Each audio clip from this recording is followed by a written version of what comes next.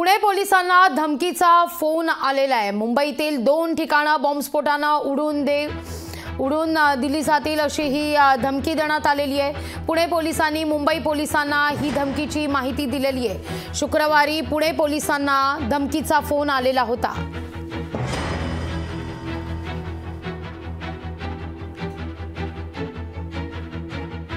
पुणे पोलिसांना धमकीचा फोन आलेला आहे। मुंबईतील 2 ठिकाणं उडून देण्यासंदर्भात ही धमकी देण्यात आलेली आहे। पुणे पोलिसांनी या सगळ्या संदर्भात मुंबई पोलिसांना आता माहिती दिलेली आहे। शुक्रवारी पुणे पोलिसांना या सगळ्या संदर्भात फोन आलेला होता आणि त्यानंतर पुणे पोलिसांनी आता मुंबई पोलिसांना या संदर्भात माहिती देत अलर्ट केलेले आहे। त्या दृष्टिकोनातून आता चोख बंदोबस्त देखील मुंबई आणि आसपासच्या उपनगरात वाढवण्यात येतोय। मुंबईतील 2 महत्त्वाची ठिकाणं उडवून देण्याची, बॉम्बनं उडवून देण्याची ही धमकी पुणे पोलिसांना आलेली होती आणि त्याची माहिती पुणे पोलिसांनी आता मुंबई पोलिसांना दिलेली आहे।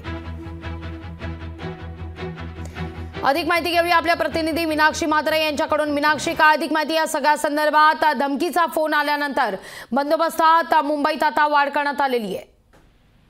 नक्कीच, कारण शुक्रवारी हा फोन आलेला आहे आणि शुक्रवारी दुपारी हा फोन पुणे पोलिसांना आल्यानंतर त्यांनी तात्काळ मुंबई पोलिसांचा संपर्क साधून त्यांना या संपूर्ण प्रकरणाची माहिती दिलेली आहे। कारण मुंबईत 2 ठिकाणी बॉम्बस्फोट होणार असल्याची माहिती जी आहे ती कॉलरनी दिली होती आणि आताच आपण पाहिलं तर फोनवरील व्यक्तीने पुणे पोलिसांना पुण्यातील शिवाजीनगर, पिंपरी चिंचवड तर मुंबईतल्या वांद्रे आणि गेटवे ऑफ इंडिया या ठिकाणी बॉम्बस्फोट होणार असल्याची माहिती दिली होती। त्यामुळे आपण पाहतोय की पुणे पोलिसांच्या नियंत्रण कक्षाला हा फोन गेला होता आणि त्यांनी तात्काळ लगेचच मुंबई पोलिसांच्या या नियंत्रण कक्षाला फोन केलेला आहे। एकूणच आपण पाहतोय की या प्रकरणामध्ये कोणतीही संशयित घडामोड जी आहे ती आढळून आलेली नाहीये। त्यामुळे पोलीस जे आहेत, कोणत्या व्यक्तीने हा फोन कॉल केला होता त्याचा शोध जो आहे तो घेतला जात आहे। ट्रेस जे आहे त्याचे फोन आहे ते ट्रेस केला जात आहे। त्यामुळे लवकरच मुंबई पोलिसांना या संपूर्ण प्रकरणामध्ये आणि कोण हा व्यक्ती आहे फोन कॉल करणारा याचा लवकरच शोध घेतला जाणार आहे। राघवी, निश्चित। मीनाक्षी, तुर्तास धन्यवाद तुम्ही दिलेल्या महत्त्वाच्या